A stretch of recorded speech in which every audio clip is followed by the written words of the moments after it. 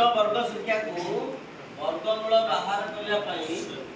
प्रथम आम जोड़ी जोड़ी करदे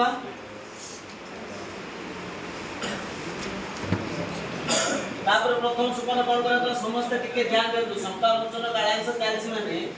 जार जड़र भी शंका थिले सेटा को मोचन करिया समय अन्य माने समस्त देखिया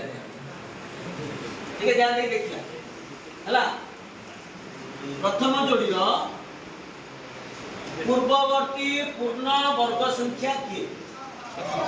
36 ताले तार वर्गमूल होची 6 एइतिर 36 वियोग करके हमें लिखिले 6 रे एठी कोन करिया एठी मन अछि ना जाले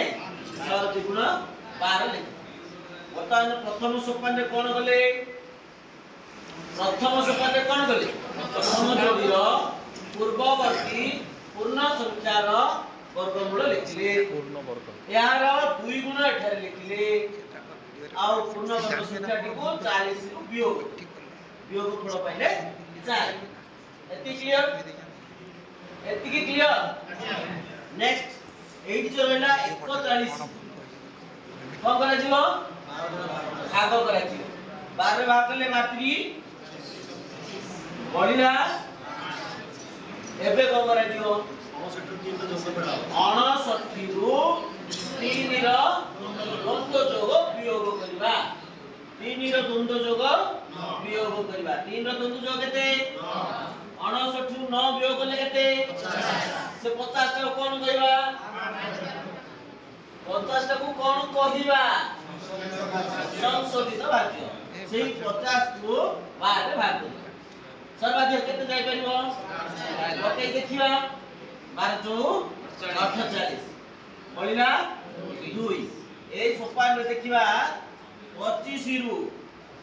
34 रो द्वंद्व जोग वियोग होई पाछि नै 34 रो द्वंद्व जोग केते 20 किबु देला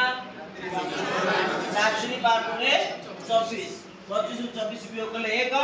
से 1 को वर्तमान 12 भाग एटा लिखिया ना 4 रो द्वंद्व जोग वर्गमूल पाई सरछ करिबा की काहे की 6 अंकर वर्गमूल आमे 6 टा अंक देथिले चला कोसी 3 टा पाई गले आउ एबे से सोपान को कंटिन्यू करिबा नहीं वर्तमान एठी हमर बन भाग क्रिया बन छाडी दिले आप पूरा क्लियर हो गेले हेले सेही एक कोन करा दियो हां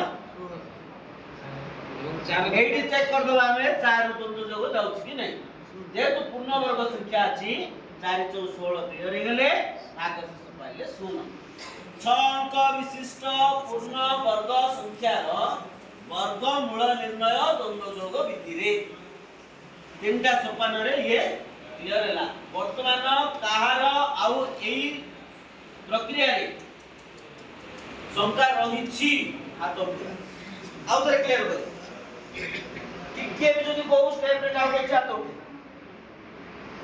अनक्लियर बहुत बढ़िया संपूर्ण धन्यवाद।